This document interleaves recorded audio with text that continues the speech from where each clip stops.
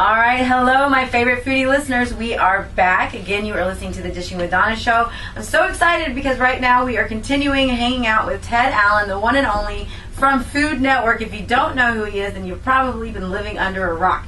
He is the host of Chopped. He was the host of Food Detectives, and then you go way back, which we just talked about a second ago, and he was actually the food and wine expert on Queer Eye for the Straight Guy. Ted, thanks for hanging out with us still. Hey, thanks, Donna. Great to be back. And you're in person, which we talked about a little bit, because the other two times you've just been calling in. Yeah, it's so much. It's nicer just to be able to really actually hang out. Isn't it? And then doesn't all these cameras in the studio make a little weird? I know. I thought this was radio. I know. Well, we're going to, Where's my makeup? This is Where's all the hair going and makeup? online. All going online. Oh, which, by the way, you can go check out at my blog at the moment. It's www.dishingwithdonnashow.blogspot.com. All right, so Ted, we talked all about Taste of Atlanta. Now let's talk about you. Let's talk about what really goes on behind the scenes with all these shows. And it's fascinating. How is it fascinating? Like, give us a little sneak peek. I'm a Taurus. My favorite color is blue. Actually, people all the time are asking me, like, what's your favorite new restaurant in New York? And I never have the answer because we just stay home and cook with our friends. We don't go anywhere. We're really not that fascinating. Oh, no, Good that's story, so much fun, right? You know what? Because you do all these shows and you are who you are, you get asked to come on other shows to be a guest judge or a guest host. And you've done that with Top Chef. You've done that with Iron Chef. You've done that with the Next Food Network star. Yep. Right? Yep. So, which was the episode on the Next Food Network star that you went on? Because our show has been covering that in great detail, and we constantly have Herb Mesa on the show, right now. who just oddly happens to be here in the studio. The last time I saw this man, Herb, he was serving me some noodles. Not very good noodles. They weren't so bad. Not what they said in the evaluation. Well, it's funny because Herb wanted to come in the studio today because I told him that you were going to be here. Yes. He's like, I got to hang out with him at Frank Sinatra's house. I would love to come in and say hi to him. Well, I'm so glad you did because it's really fun to be a guest judge on any of these shows. I love talking about food and thinking about which chef did the best job under these incredibly hard conditions that you were facing. But then I do one episode of Food Network Star, and I never see any of these people again. Yeah, he's gone. Hey, nice to meet you. You're out of here. And I don't know see you again. I don't know who wins. I don't know who loses. I don't know what's going on. So I pretty much came to stalk you. Oh, well, After I was like, he's coming, I'm going to stop him. Yeah, I didn't really have a choice. And Herb was like, coming. I'm coming to the studio. So. Well, I'm really glad you did.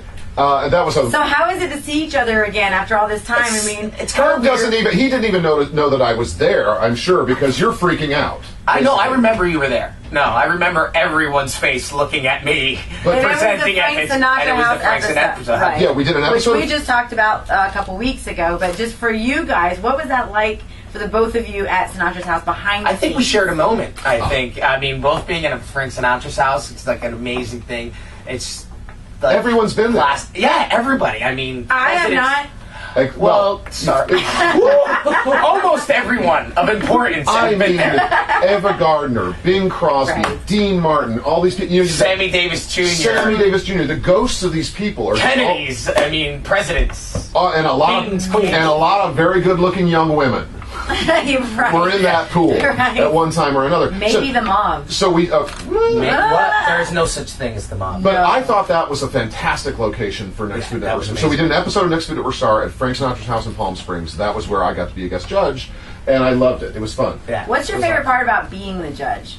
Honestly, ever since I was writing for magazines, and I did a little bit of restaurant criticism, and no one likes restaurant critics, and they shouldn't. No, they shouldn't. I know. You get to eat for free. But, well, you know what? Here's the Perks. No one's going to feel bad for me, but I will say this. When you're a restaurant critic, not every restaurant you go to is good. That's true. And you have you got to still eat. And you don't get to leave after. You have to stay for dessert. But still, I'm not looking for sympathy. I find it's really, really interesting to have a group of chefs competing and to break down what it is that made their one dish better than the other. And it's different every single time. And on Chopped, the conditions are almost worse, I think, than Food Network Star. Oh, for sure. Because they only have 30 minutes, and they have no idea what these mystery ingredients are. It's like just a quick fire challenge just once, but that's the whole show. Yeah, and it's kind of like you're just, I don't know, Herb, I don't know how you would approach it, but to me, you almost work off instinct. Yeah, you're working on pure adrenaline. It's like you don't know what to do. You're like, just wing it, and whatever comes to mind, you just throw it on the plate and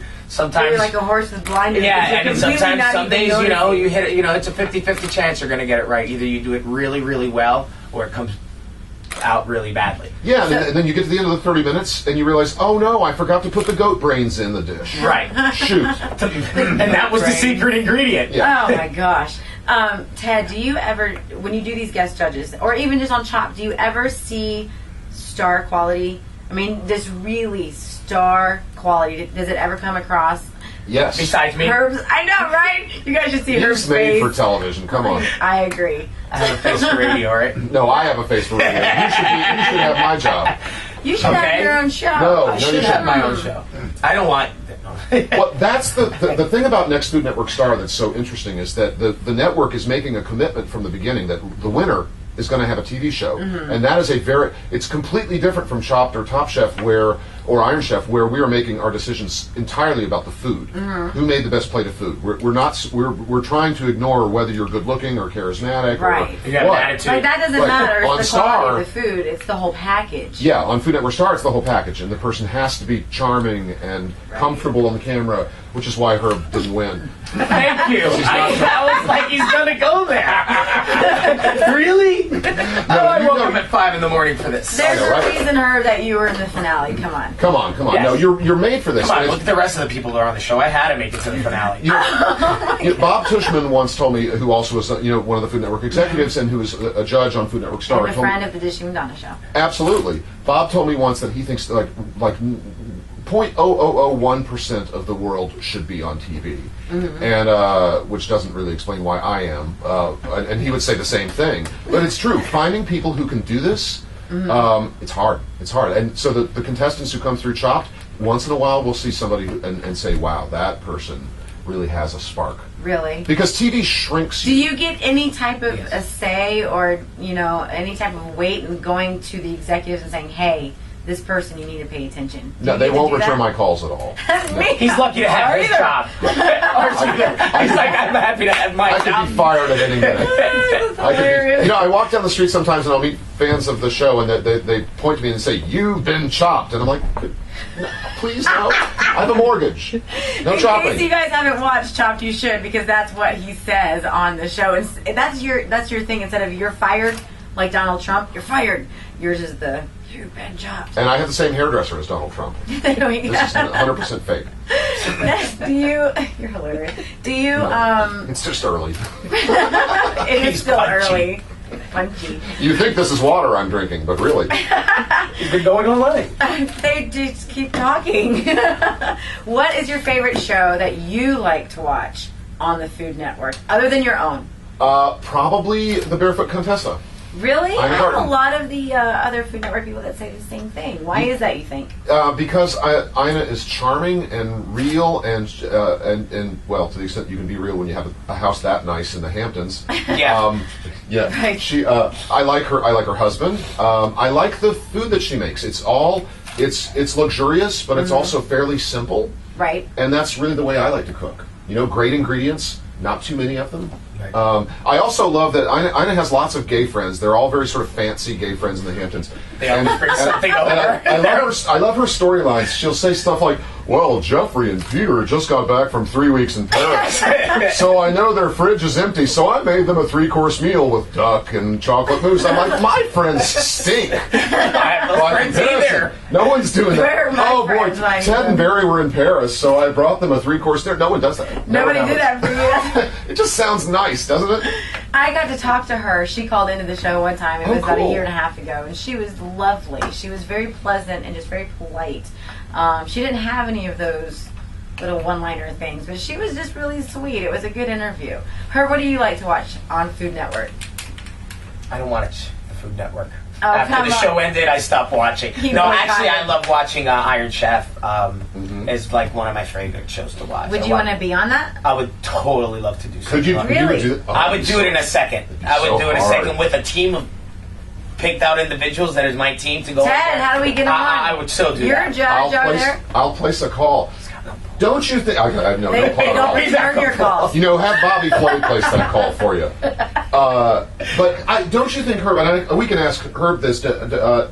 People, I don't think people understand. how hard it is to compete on these shows. It's the hardest thing you can ever imagine in your life, to just get thrown, especially when you're cooking. It's something that takes time. You have thought process, you experiment, you try things don't work, you try it over. You don't get that opportunity here. You just have to go with it, and you have a 50-50 chance that you either make a really great dish or something that's not so great. It's going to be hit or miss. Hit or miss. Because if it's not a hit, you're not going to win. And and when we're at home watching these shows, we're all Monday morning quarterbacking. Like, why did you put the mustard with the thing? What are you doing? You should have done this. You coach the people as you watch. I do that now. No, I still do that, knowing what they're going through. I'm still going, well, you should have done that. Why is he doing this? Because it's easy to sit back. I would love to watch her review on Iron Chef. So Ted, you got to. I'll work on that. The phone call that they call you back with. Here's the thing. The difference between Food Network and a lot of other networks is that everybody thinks they have a Food Network show in them. Because we all cook and we all eat, and you have to, or you're not alive anymore. Right. And so they get pitched more shows than a regular network. So we all think we can do this. It's not easy. It's not. Well, because not only do you have to cook some of the most intricate things that people can think of, but then you also have to have the personality. You also have to have the timing. You also have to have the look. I mean, it's an entire package, and it's intimidating when you have all those cameras staring right at you. I think that's the hardest part. You didn't seem freaked out by the cameras. That's because he loves the camera. You seem like a ham. I think that's the part I struggled with the most, was the camera. Really? I felt that was the hardest thing for me, because it was just something about that red light. I don't know. You didn't see my camera challenges. It's funny that you should. My finale might have come out great, but I struggled a lot of times, because when you have to, you have 10 seconds to say this, and you blow it, you don't get another chance. So it's not like I got an extra take like other people were able to do. And go, I think he's excuse me, I don't like that. I want to do that one more time. I'm now live. We just happen to be recording at the moment. But I do have the edit button. And I also have the off button, which I have to push because we are past our time. So, Herb, thanks again for popping in here. Our listeners, they already are loving him. And then Ted, of course, thank you, coming back for the third time. Taste of Atlanta all weekend. Robert Mondavi going tour. Is there anything else that you just want to throw out there? Anything coming up? Well, I just want to encourage people to come to the Taste, because it's a really fun event. All these restaurants from all over Atlanta, and a great place to taste some wine, try something new. Now I want to go get wine. It might be 8 o'clock in the morning, but just talking about it makes you taste it, right? Wine for breakfast. All right, guys, don't go anywhere. There's still more to come as soon as we come back after this quick commercial break. Ted, thanks again, and we'll see you soon. Thanks, Donna. Awesome.